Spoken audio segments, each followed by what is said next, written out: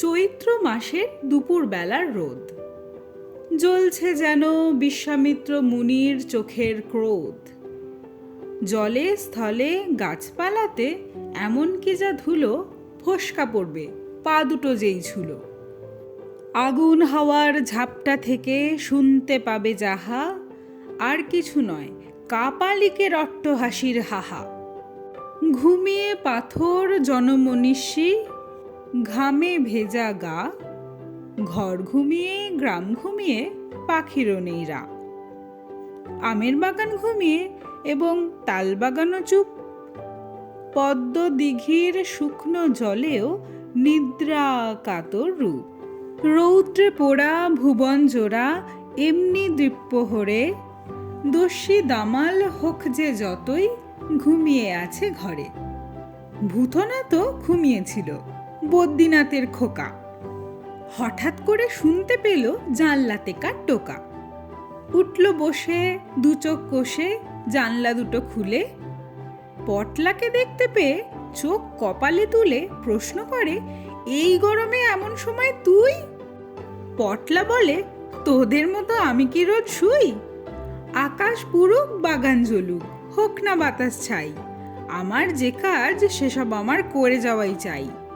জিজ্ঞাসা রাখ, বিছনাটা ছাড়, বাইরে এসে শোন, শুনতে পেলেই বুঝবি আমার দারুণ দৃষ্টিকোণ। গামছা দিয়ে ঘামটা মুছে বাইরে আসে ভূত, সঙ্গে সঙ্গে পটলা মারে পেটের মধ্যে গুঁতো।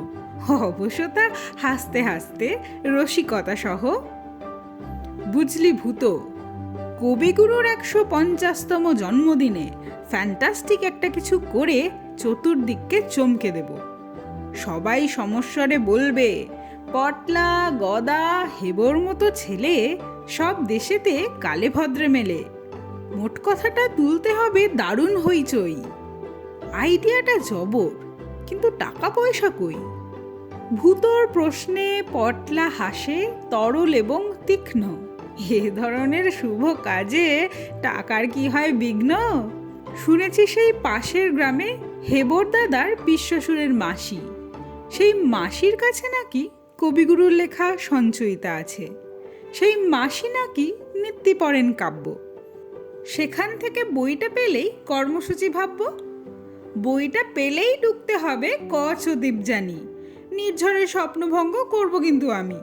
তুই পড়বি হাঁকিয়ে গলা, পঞ্চ নদীর তীরে দেবতার গ্রাস পড়বে মানিক কিংবা টুকলু হিরে। হেবোটা যা তোতলা, ওকে কবিতা না দিয়ে কমিক টমিক দেব মজার কিছু নিয়ে। প্ল্যানের পরে প্ল্যান চলেছে রবীন্দ্র উৎসবের। সত্যি পটলাটার মাথায় উদ্ভবে।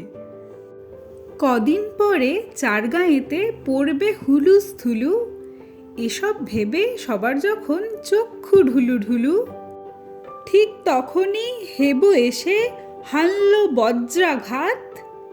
মাসি গেছেন দাসী সহ কাশী বিশ্বনাথ।